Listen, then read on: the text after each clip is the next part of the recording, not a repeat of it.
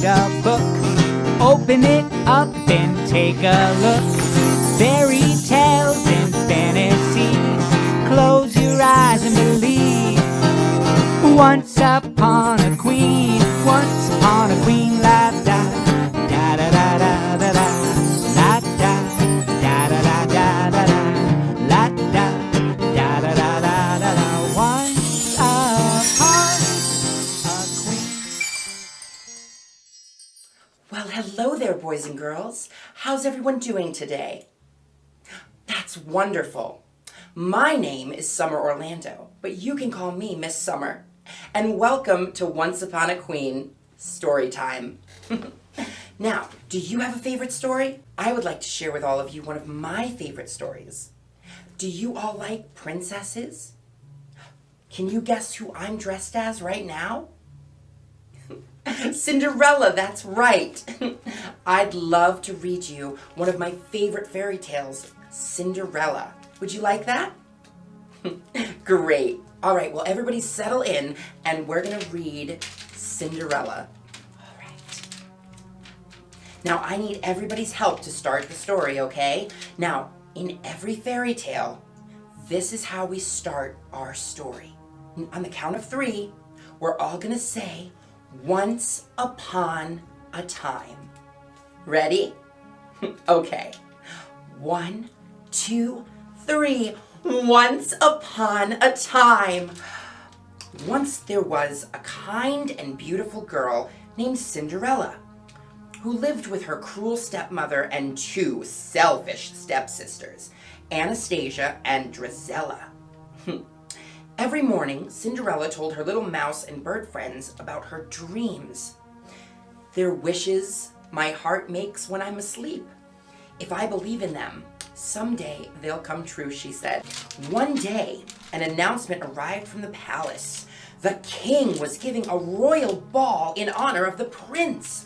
How exciting. Every maiden in the kingdom was commanded to come. Cinderella's stepsisters were thrilled.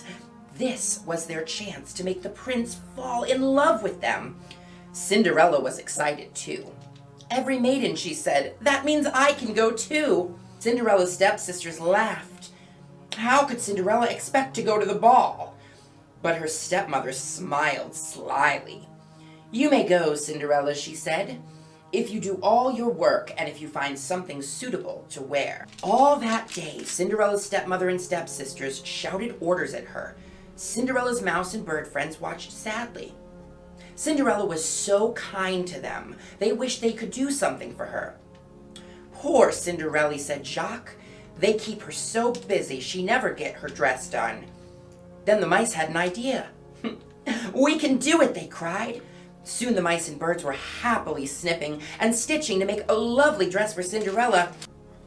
When evening came, a tired Cinderella trudged up to the stairs to her tiny attic room.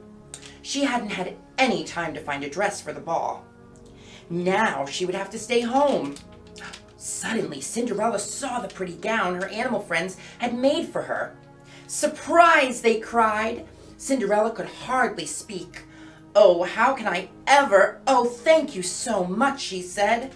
And look, Cinderella is so happy that her mice friend made her this beautiful gown.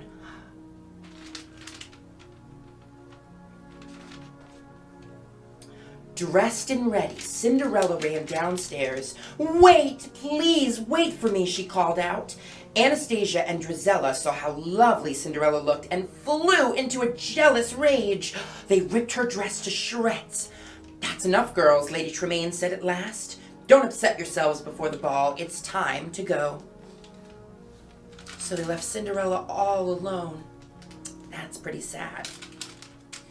Cinderella was heartbroken. She ran into the garden weeping. It's no use. There's nothing left to believe in, she sobbed. Suddenly, she heard a cheery voice say, Nonsense, child. If you didn't believe, I wouldn't be here. And here I am. Cinderella looked up and saw an older woman smiling at her. I'm your fairy godmother, the woman said. Dry your tears, we must hurry. With a wave of her wand, the fairy godmother turned into a pumpkin, into a coach, and Cinderella's mouse friends into white horses. The fairy godmother hurried Cinderella to her coach. But my dress, Cinderella said. Yes, it's lovely, the fairy godmother said. Then she got a good look at Cinderella. Good heavens, child, you can't go in that. You need a dress. Well, just leave it to me. What a gown this will be. Now, do you all remember the magic words that the fairy godmother used to turn Cinderella's rags into a beautiful ball gown like this one? That's right, bippity boppity boo. What funny words. You know, you can use lots of different funny words to make up magic ones. It's great to pretend. Let's continue our story. At the ball, the Grand Duke and the King watched the prince greet one maiden after another with a polite but bored expression. Then suddenly a hush fell over the ballroom. The prince looked toward the grand entrance. The loveliest girl he had ever seen stood on the steps. It was Cinderella.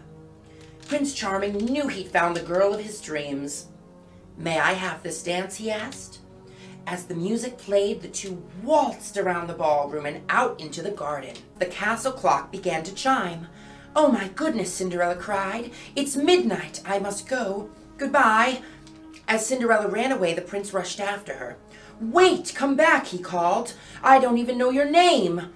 Cinderella darted through the ballroom and raced down the palace steps, losing a glass slipper on the way.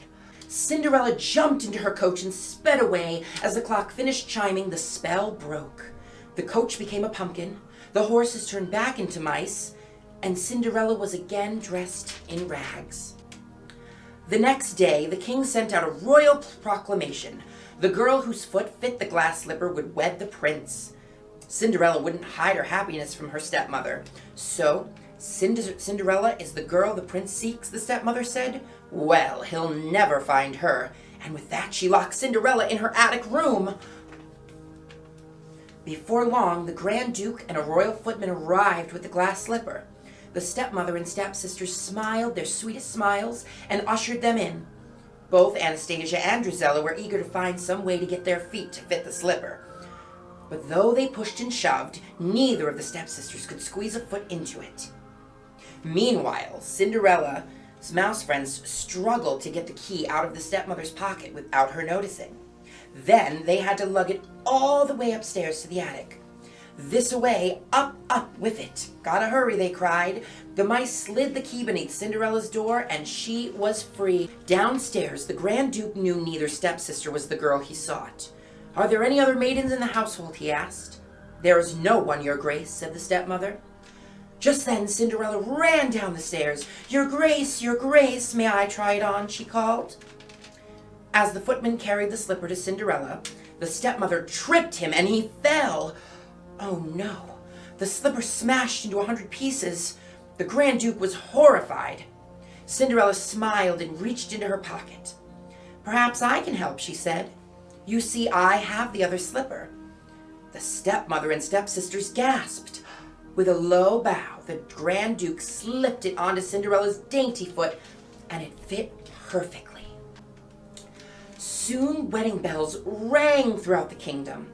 As the happily married couple rode away in the royal coach, Cinderella realized she had been right after all. If you keep on believing, your dreams will come true. And they lived happily ever after. Wasn't that a wonderful story? I hope you enjoyed that just as much as I did. And remember, you can always be a princess and dress up in your prettiest dress, do your hair in a pretty beautiful way, and put a great big smile. Can you all give me a princess smile or a prince smile? Wonderful. Well, it has been a wonderful day to spend with you here, and I hope you've enjoyed your time. Thank you for spending story time with me, and I'll see you real soon. Goodbye, friends. Time to sit down and read a book. Open it up and take a look. Fairy tales and fantasies. Close your eyes and believe.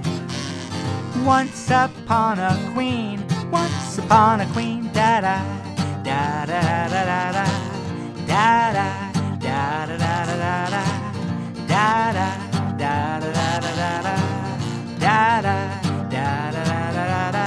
Once